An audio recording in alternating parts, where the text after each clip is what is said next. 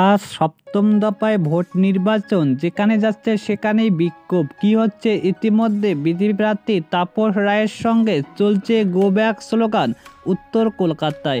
এ নিয়ে কি বার্তা? ভিডিওটি শেষ পর্যন্ত দেখুন। চ্যানেলে নতুন হলে সাবস্ক্রাইব করুন, পাশে থাকা বোতামটি বাজিয়ে দিন। কেমন হচ্ছে ভোট তা দেখতে বেরিয়ে গো ব্যাক স্লোগান মুখোমুখি উত্তর কলকাতা বিজেপি দলের প্রার্থী তাপস রায়। প্রতিবার বিক্ষোভের আগ্রহ থাকছে মহিলারা। শেষ দফায় ভোটের দিন দফায় দফায় বিক্ষোভের মুখে পড়েছে বিজেপি প্রার্থী তাপস রায়। সকালেই কাশীপুরে বিক্ষোভের মুখে পড়ে উত্তর কলকাতার বিজেপি প্রার্থী তাপস রায়। এরপর বেলেঘাটাতে তার গাড়ি ঘিরে বিক্ষোভ দেখায় তৃণমূল কংগ্রেস। সঙ্গে ছিলেন বঙ্গবাসী কলেজ। বিক্ষোভের মুখে পড়েন ইতিমধ্যে তাপস রায়। তৃণমূলের বিরুদ্ধে অভিযোগ তুলেছে ইতিমধ্যে বিজেপি দলের প্রার্থী। জানা গিয়েছে, তাপস রায় এদিন সকাল থেকে অভিযোগ আসে উত্তর কলকাতা কেন্দ্রের কাশীপুরে 57 নম্বর বুথ থেকে বিজেপি ভোটারদের ইতিমধ্যে বাধা দেওয়া হচ্ছে। অভিযোগ পেয়ে সেখানে ছুটে যায় তাপস রায়।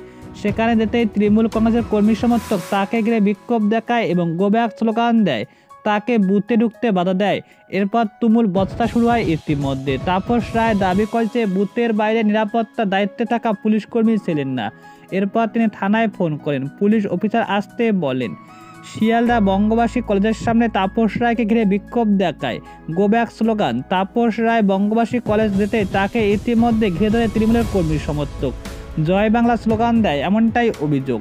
সব মিলিয়ে আজ ইতিমধ্যে সপ্তম দফায় ভোট নির্বাচনে বাংলার একাধিক কেন্দ্রের মধ্যে শুরু হয়ে গিয়েছে।